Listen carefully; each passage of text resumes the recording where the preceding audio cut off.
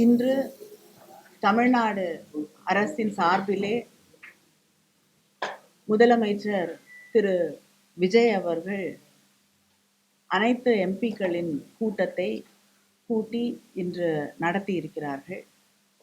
அந்த கூட்டத்திற்கு பெரும்பான்மையான நாடாளுமன்ற உறுப்பினர்கள் 37 பேர் கலந்து கொள்ளாத ஒரு நிலையிலே அந்த கூட்டம் இன்று நடத்தப்பட்டிருக்கிறது. இந்த கூட்டம் நடத்துவதற்கான அடிப்படை காரணம் என்ன அப்படிங்கிறது தெளிவாக இல்லை.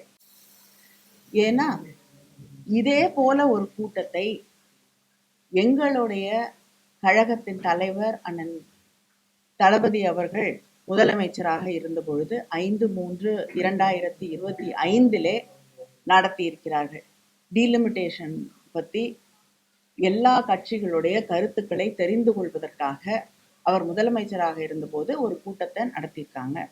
அந்த கூட்டத்துல தாவேகாவின் சார்பிலே இன்று அமைச்சராக இருக்கக்கூடிய அந்த கட்சியுடைய பொதுச் செயலாளர் ஆனந்த் அவர்கள் கலந்து கொண்டு அங்கே நிறைவேற்றப்பட்ட தீர்மானங்களை ஏற்றுக்கொண்டு கையெழுத்து போட்டுள்ளார். அந்த தீர்மானங்களின் அடிப்படையிலே நம்முடைய திராவிட முன்னேற்ற கழக ஆட்சி பொறுப்பில் இருந்த பொழுது அத்தனை கட்சிகளும் பிஜேபி நீங்களாக மற்ற கட்சிகள் எல்லாம் ஏற்றுக்கொள்ளப்பட்ட ஒரு தீர்மானத்தை சட்டமன்றத்திலே நிறைவேற்றி இருக்கிறார்கள்.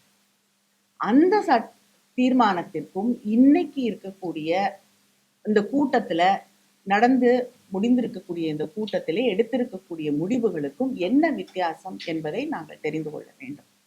திராவிட முன்னேற்ற கழகம் மிக தெளிவாக முதல்ல இந்த டீலிமிட்டேஷன் அப்படிங்கிற பேச்சு வந்த பொழுதே எங்களுடைய கழக தலைவர் அன்று முதலமைச்சராக இருந்த அண்ணன் தளபதி அவர்கள் 5 முதலமைச்சர்களை அழைத்து மற்ற கட்சிகளின் தலைவர்களை எல்லாம் அழைத்து இதன் டீலிமிட்டேஷனால பாதிக்கப்படக்கூடிய அத்தனை மாநிலங்களிலிருந்தும் எல்லோரையும் அழைத்து சென்னையிலேயே ஒரு கூட்டத்தை நடத்தியிருக்கிறார்கள். அந்த கூட்டத்திலையும் காங்கிரஸ் உட்பட சில முதலமைச்சர்கள் கலந்து கொண்டு அந்த தீர்மானங்களை ஏற்றுக்கொண்டு கையெழுத்து போட்டிருக்காங்க. அந்த கூட்டத்துல ஃபேர் டீலிமிட்டேஷன் அப்படிங்கிறது தான். டீலிமிட்டேஷனை நாங்க முற்றிலுமாக எதிர்க்கவில்லை. நியாயமான ஒரு டீலிமிட்டேஷன், தொகுதி மறுசீரமைப்பு நடைபெற வேண்டும் என்பதுதான் அந்த கூட்டத்தில் எடுக்கப்பட்ட ஒரு முடிவாக இருந்தது, தீர்மானமாக இருந்தது. அதுல கலந்து கொண்ட அத்தனை பேரும் அதில் ஒருமனதாக கையெழுத்திட்டிருக்கிறார்கள். இதையெல்லாம் தாண்டி தேர்தல் நேரத்துல டீலிமிட்டேஷன் கொண்டு வரப்பட்ட போது தேர்தல் உச்சத்துல இருந்த அந்த நேரத்துல கூட முதலமைச்சராக இருந்த அண்ணன் தளபதி அவர்கள் எங்களுக்கு தேர்தல் முக்கியம் இல்லை, தமிழ்நாட்டின் உரிமைகள் தான் முக்கியம், நாங்க பாதிக்கப்படக்கூடாது அப்படிங்கிற ஒரு முடிவோடு அந்த பிரச்சாரத்தை கையில எடுத்தார்கள். அது மட்டும் இல்ல, தேர்தல் பணியிலே இருக்கக்கூடிய அத்தனை நாடாளுமன்ற உறுப்பினர்களும் நீங்க போய் அந்த தீர்மானத்திற்கு எதிராக கொண்டு வரக்கூடிய மசோதாவிற்கு எதிராக நீங்கள் வாக்களிக்க வேண்டும் என்று எங்க அத்தனை பேரையும் அனுப்பி அந்த முதலாக பிஜேபி ஆட்சி பொறுப்பிற்கு வந்த பிறகு அவங்க கொண்டு வந்த ஒரு மசோதா முறியடிக்கப்பட்டது என்றால் அது திராவிட முன்னேற்ற கழகம் போன்ற இயக்கங்கள் எதிர்த்த அந்த டீலிமிட்டேஷன் அப்படிங்கிற அந்த மசோதாவை தான். இந்த அளவிற்கு தொடர்ந்து அதற்காக குரல் கொடுத்து கொண்டிருக்கக்கூடிய இயக்கம் திராவிட முன்னேற்ற கழகம். ஆனா அதே நேரத்துல தமிழ்நாடு பாதிக்கப்படக்கூடாது அப்படிங்கிறது தான் எங்களுடைய தொடர்ந்த கோரிக்கையாக இருக்கிறது. நாங்க வைத்திருக்கக்கூடிய தீர்மானங்களின் அடிப்படையிலே நாங்க போன முறை அந்த மசோதா கொண்டு வரப்பட்ட போது நாடாளுமன்றத்திலே எங்களுக்கு எதெல்லாம் ஏற்றுக்கொள்ள முடியாது என்பதை மிக தெளிவாக எடுத்து வைத்திருக்கிறோம். அந்த பில்லுல எந்த இடத்துலையுமே இந்த கொண்டு வரக்கூடிய அந்த டீலிமிட்டேஷன் அவங்க சொன்னது ப்ரோராட்டா பேசிஸ்ல எல்லாருக்கும் ஒரே சமமாக அதிகரிக்கப்படும், தமிழ்நாடுடைய பெர்சன்டேஜ் எந்த காலகட்டத்திலும் மாறாது அப்படின்னு. ஆனா அந்த பில்லுக்குள்ள அதற்கான ஒரு வாய்மொழியாக ஹோம் மினிஸ்டர் அங்க ஃப்ளோர்ல அதை சொன்னாரே தவிர அது பில்லுக்குள்ள இல்லை. அதனால் நாங்கள் இதை ஏற்றுக்கொள்ள முடியாது என்று நிராகரித்தோம். அடுத்த முறை பில் வரப்போகுதுன்னு பரவலாக பேசப்படுகிறது. ஆனா இதுவரைக்கும் ஒன்றிய அரசாங்கம் எங்களை அழைத்தோ எதிர்கட்சிகளை அழைத்தோ பேசியதாக எங்களுக்கு தகவல் இல்லை. ஒருவேளை ஒரு சில பேரிடம் பேசியிருக்கலாம். ஆனா திராவிட முன்னேற்ற கழகத்தை இதுவரை அவர்கள் அழைத்து இந்த பில்லை நாங்க மாற்றி அமைத்து கொண்டு வருகிறோம் என்று எந்த தகவலும் கிடையாது. இந்த செஷன்ல கொண்டு வரத்திற்கான வாய்ப்பு இல்லை என்பதுதான் எங்களுக்கு தெரிவிக்கப்பட்டிருக்கக்கூடிய செய்தி. அதனால இந்த சமயத்துல பில்லும் இல்லை, பில்லுடைய வரைவு கூட ஒரு வரக்கூடிய பில்லு என்னென்ன சேஞ்சஸ் இருக்கு, என்ன மாற்றங்கள் செய்யப்பட்டிருக்கு அப்படிங்கிறத பத்தி எந்த விதமான தகவலும் இல்லை. பில்லோட காப்பி சர்க்குலேட் பண்ணப்படலை. அப்படி இருக்கும் பொழுது பழைய பில்லுக்கும் இங்க இப்ப புதுசா வரும் என்று நாம் நினைக்கக்கூடிய பில்லுக்கும் என்ன பெரிய மாற்றம் இருக்க முடியும்? எதற்காக இந்த கூட்டம் கூட்டப்பட்டு யார் அந்த கூட்டத்திற்கு பின்னணியிலே இருக்கிறார்கள், யார் இவர்களை இந்த அரசாங்கத்தை இயக்கி கொண்டிருக்கிறார்கள்? அதை தாண்டி ஒரு கூட்டம் நடத்தணும்னா ஒரு அரசாங்கம் கட்சி தலைமைக்குத்தான் கடிதம் எழுத வேண்டும். ஆனா சீஃப் செக்ரட்டரி இண்டிவிஜுவல் எம்பிஸ்க்கு கடிதத்தை அனுப்புகிறார். அப்ப சீஃப் செக்ரட்டரி யாருக்கு பணியாற்றுகிறார்? அரசாங்கத்திற்கா, தமிழ்நாடு அரசாங்கத்திற்கா, இல்லைன்னா ஒரு இயக்கத்திற்கா? டிவிகேவுடைய ஹெட் குவார்ட்டர் செக்ரட்டரி போல ஒவ்வொரு எம்பிக்கும் கடிதம் எழுதி எங்களை அழைப்பது என்பது அதுவே முறையில்லாத ஒன்று. எங்களுடைய முதலமைச்சர் அனைத்து கட்சி கூட்டத்தை அழைத்த போது கட்சியோட தலைவர்களுக்கு தான் கடிதம் எழுதினாங்க. யார் அனுப்புறதுன்னு கட்சி தலைமை முடிவு செய்ய வேண்டும். அதனால எம்பிஸ்க்கு தனியா நீங்க கடிதம் எழுதுவது என்பதே முறையில்லாத ஒன்று.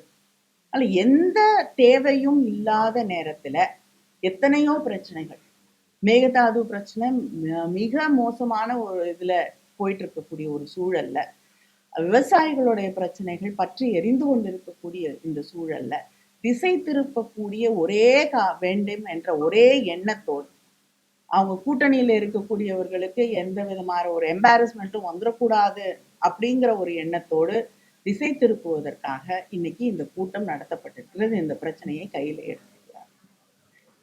புதுசா என்ன சொல்றாங்கன்னா, தொகுதி மறுவரையே தேவையில்லை, இந்த எண்ணிக்கையிலே இருக்கணும், எண்ணிக்கையை உயர்த்தவும் கூடாது, மக்கள் தொகை அடிப்படையிலே வேணாம், 50% வேணாம், மறுவரையிலே தேவையில்லை, இந்த எண்ணிக்கையே இருந்தா போதும், நாடாளுமன்ற உறுப்பினர்களுக்கு பேசுறதுக்கான வாய்ப்பே எனக்கு கிடைக்கல, 543 பேர் இருக்கும்போது 5 நிமிஷம் கிடைக்க மாட்டேங்குது, எண்ணிக்கையை உயர்த்தினா அதுக்கான வாய்ப்பே இல்லை அப்படின்னு சொல்லி பல கட்சிகள் தெரிவிச்சிருக்காங்க. முதலமைச்சர் அந்த கருத்தை ஏற்றிருக்காங்க. நாடாளுமன்ற உறுப்பினர்கள் கட்சியில ஒவ்வொரு கட்சிக்கும் எத்தனை உறுப்பினர்கள் இருக்கிறார்கள் அப்படிங்கிற அடிப்படையில தான் நேரம் ஒதுக்கீடு செய்யப்படுகிறது.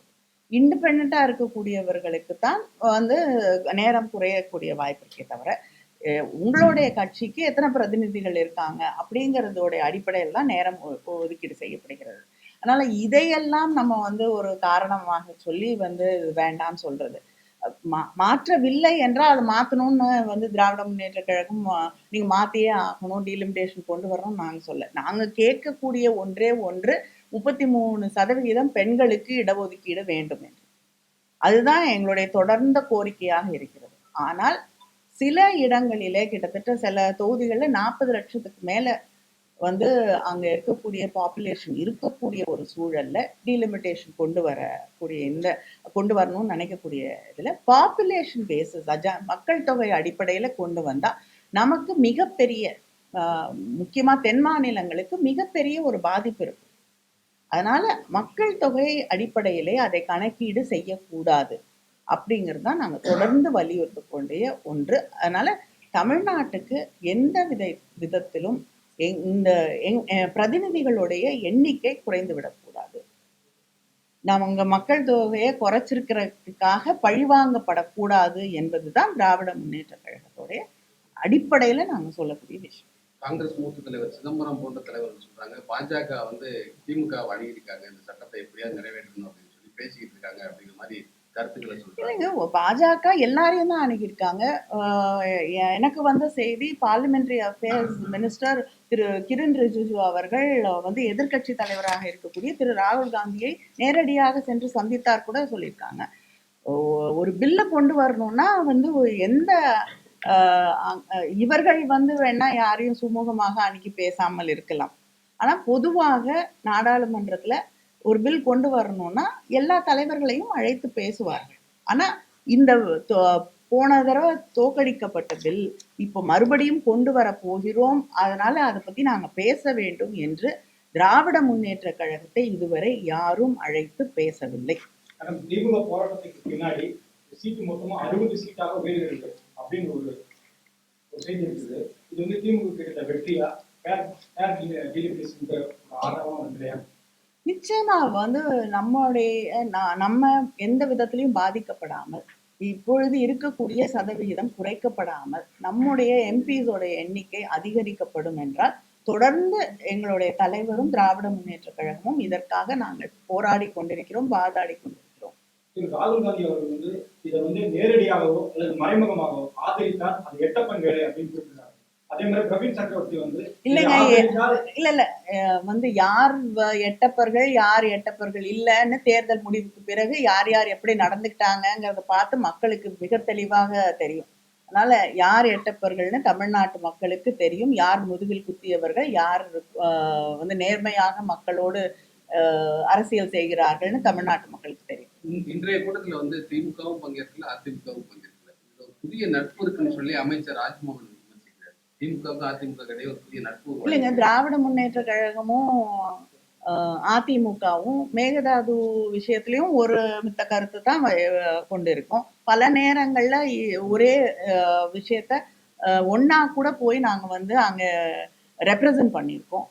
அதனால இது புதுசான ஒரு விஷயம் அப்படின்றது, இவங்க புதுசா ஆட்சி பொறுப்பிற்கு வந்திருக்கிறாங்க, இவங்க புதுசா அரசியலுக்கு வந்திருக்கிறதுனால காலம் காலமாக நடந்து கொண்டிருக்கக்கூடிய பல விஷயங்கள் இவங்களுக்கு தெரியலங்கிறதுக்காக இது இதுவரை நடக்காத ஒன்று இல்லை. அதனால இப்பொழுது கூட இன்று ஆட்சி பொறுப்பில் இருக்கக்கூடிய தாவேகா எல்லா எதிர்கட்சி தலைவர்களையோ இல்லைன்னா அவங்களோட கட்சிகளுடைய ரெப்ரசன்டேட்டிவ்ஸையோ அழைச்சிட்டு போய் அங்க இருக்கக்கூடிய நீர்வளத்துறை அமைச்சரையோ அல்லது மற்ற அமைச்சர்களையோ சந்தித்து இந்த மேகதாடு பிரச்சனையை பற்றி அவர்களிடம் எடுத்து சொல்லுவது என்றால் நிச்சயமாக திராவிட முன்னேற்ற கழகமும் அவர்களோடு செல்ல தயாராக இருக்கிறோம்.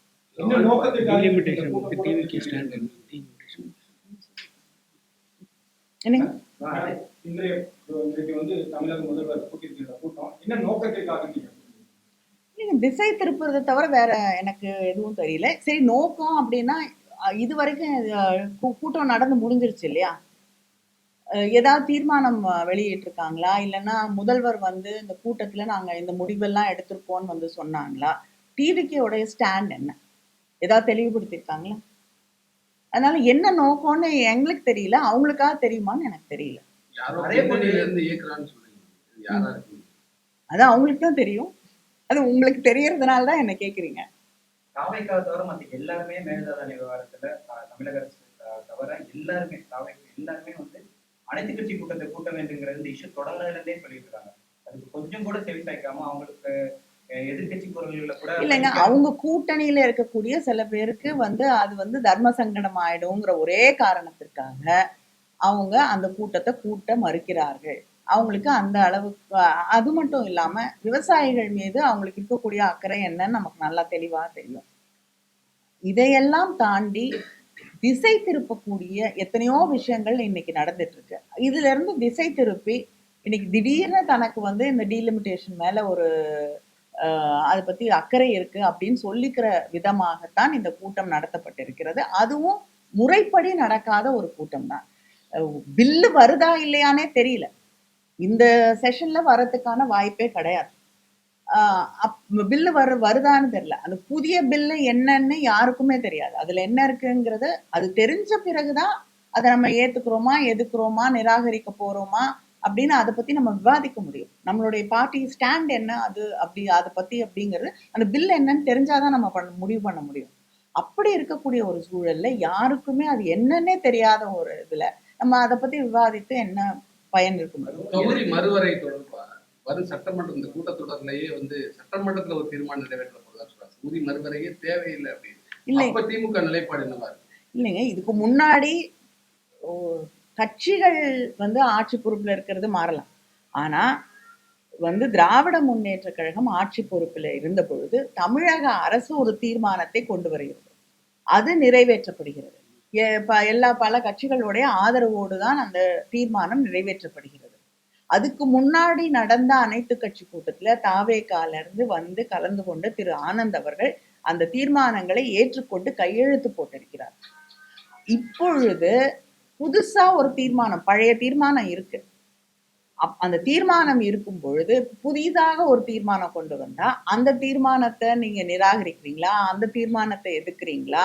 எதற்காக ஒரு புதிய தீர்மானம், ஒரு தீர்மானம் கொண்டு வரப்பட்ட தீர்மானத்தை தாண்டி இன்னொரு தீர்மானம் கொண்டு வரணும்னா அதற்கும் இதற்கும் என்ன வித்தியாசம்? என்ன மாத்திக்கிறீங்க? உங்களுடைய ஸ்டாண்ட்ல என்ன மாறுறீங்க? அது நீங்க தான் சொல்லணும். தொகுதி மறுவரையே தேவையில்லைங்கிற மாதிரி தீர்மானம் இல்லைங்க, போன தடவை கையெழுத்து போட்டீங்க, இந்த தடவை வேண்டான்னு சொல்றீங்கன்னா அதற்கான காரணங்கள் என்னன்னு நீங்க சொல்லணும். பிரவீன் சக்கரவர்த்தி வந்து நீங்க கேட்டுட்டாரு, இந்த கூட்டத்துல நீங்க கலந்துக்காத வந்து பாஜக மீது பயமா அப்படின்னு கேட்டுட்டாரு பிரவீன் சக்கரவர்த்தி. அவரே சொல்றாரு ஆல் பார்ட்டி மீட்டிங் அப்படின்னாலே திமுக தான் எப்பயுமே. இல்லைங்க, தேர்தல் நேரத்துல திமுகவும் காங்கிரஸும் ஒன்னா போக கூடாது அப்படின்னு நினைத்த சில பேர் வந்து யாருக்காக அதையெல்லாம் செய்தார்கள் என்ற கேள்விகள் இன்னும் வந்து இருக்கத்தான் செய்து, அதற்கான பதில்கள் இன்னும் கிடைக்கல. அவங்களெல்லாம் யார் இயக்குனாங்கன்னு தெரிஞ்சா நாங்க பதில் சொல்லுங்க. காங்கிரஸ்க்காக இந்த கூட்டத்தை நடத்திருக்காங்க. தொகுதி மறுவரை கூட்டங்கிறது காங்கிரஸோட அரசியத்தினால நடத்திருக்கேன்னு நீங்க அவங்களதான் கேட்கணும்.